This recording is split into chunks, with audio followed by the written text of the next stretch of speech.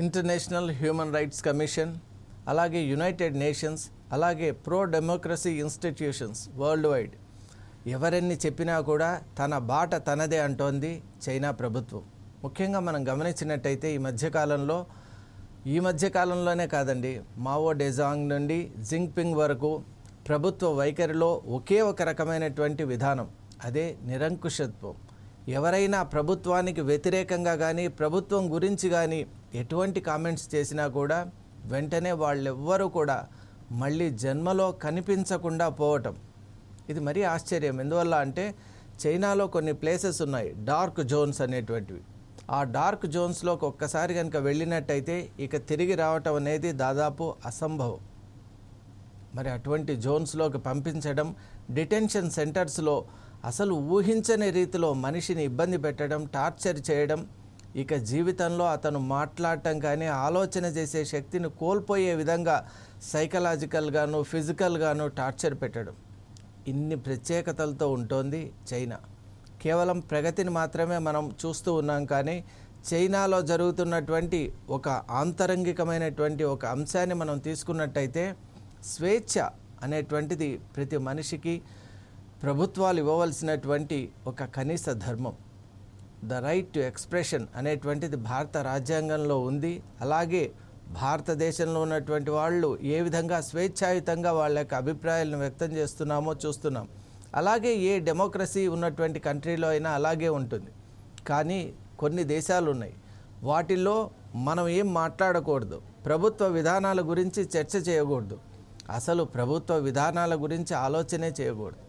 ఈ మధ్యకాలంలో మనం చూసాం, ఎలా అయితే మనకు హాంకాంగ్లో మానవ హక్కుల హననం జరిగిందో, అసలు అక్కడ ఫైట్ చేస్తున్నటువంటి, ఇప్పుడు చైనా ప్రవేశపెట్టినటువంటి కొత్త విధానాలను నిరసించినటువంటి విద్యార్థులు ఎంతోమంది కనుమరుగైపోయారు. ఈనాటికి కాదండి, ఏనాటికి కూడా వాళ్ళని చూడలేమని స్పష్టంగా అక్కడ ఉన్నటువంటి పెద్దలు చెప్తున్నారు. మరి ఇంత ఘోరమైనటువంటి సంఘటనలు చైనాలో ఎందుకు దారి చేసుకుంటున్నాయంటే అది కేవలం ప్రభుత్వం ఏర్పరచుకున్నటువంటి ఒక కఠినమైన విధానం. అదేమిటి అంటే ప్రభుత్వం శాసిస్తుంది, దాన్ని ప్రతి ఒక్కరూ కూడా పాటించాల్సిందే, కానీ దానికి ఎదురుగా ఎవరు కూడా మాట్లాడకూడదు.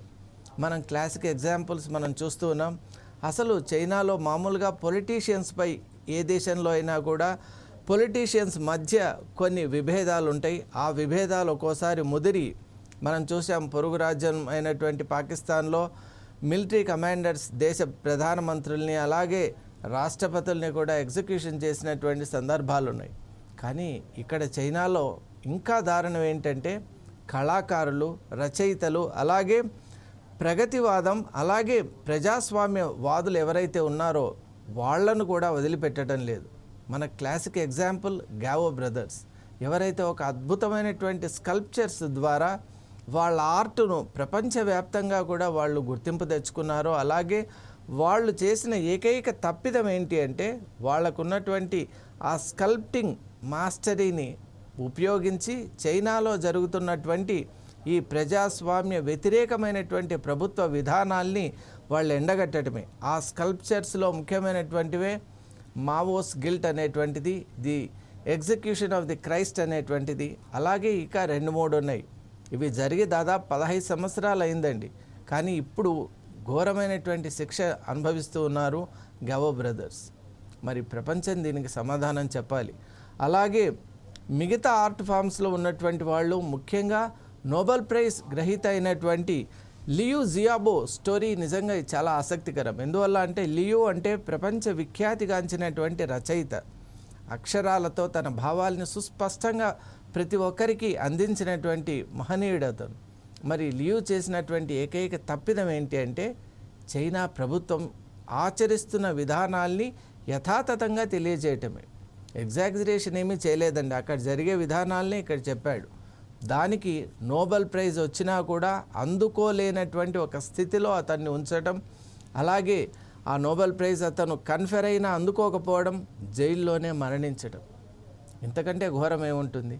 అలాగే మనం చూసినట్టయితే ఐవివి అనేటువంటి ఒక కళాకారుడు కూడా, అతను చేసినటువంటి నేరం ఏంటి అంటే ప్రభుత్వం తన విధానాల్ని మార్చుకోవాలి అని డెమోక్రసీకి సంబంధించినటువంటి ఒక ప్రొటెస్ట్ జరుగుతుంటే కేవలం పార్టిసిపేట్ చేశాడు, అసలు లీడ్ కూడా చేయలేదు, పార్టిసిపేట్ చేశాడు అంతే.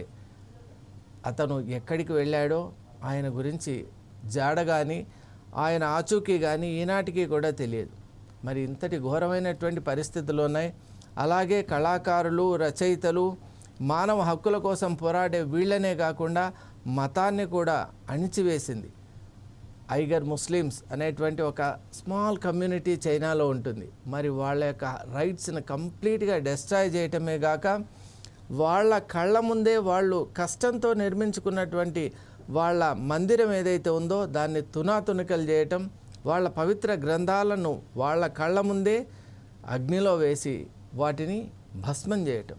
మరి ఇంతకంటే దారుణం ఏముంటుంది చెప్పండి. అంటే ఇటు మత స్వేచ్ఛ లేదు, భావ స్వేచ్ఛ లేదు, అలాగే వ్యక్తీకరణ స్వేచ్ఛ అనేటువంటిది ఏమాత్రము లేనటువంటి ఒక క్రూరమైనటువంటి ఒక ఆటవిక పద్ధతి అక్కడ కొనసాగుతూ ఉన్న ప్రపంచ దేశాలు మాటిమాటికి కూడా ఈ యొక్క పద్ధతిని మార్చుకోవాలని చెప్తున్నా కూడా తన పోకడే తనకు కరెక్ట్ అనేటువంటి విధానంలో చైనా ఉంది.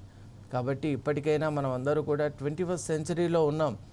మరి ఈ యొక్క ఎరా యొక్క ఇంపార్టెన్స్, అలాగే ది ఏజ్ ఆఫ్ లిబరలైజేషన్, అలాగే గ్లోబలైజేషన్లో ఉన్నాం. కాబట్టి ఇప్పటికైనా చైనా ప్రభుత్వం కన్ను తెరిచి ఇటువంటి ఆటవిక చర్యలకు దూరంగా ఉండాలి, మనిషిని మనిషిగా బ్రతికేటువంటి ఒక అవకాశం ఇవ్వాలి. Thank you.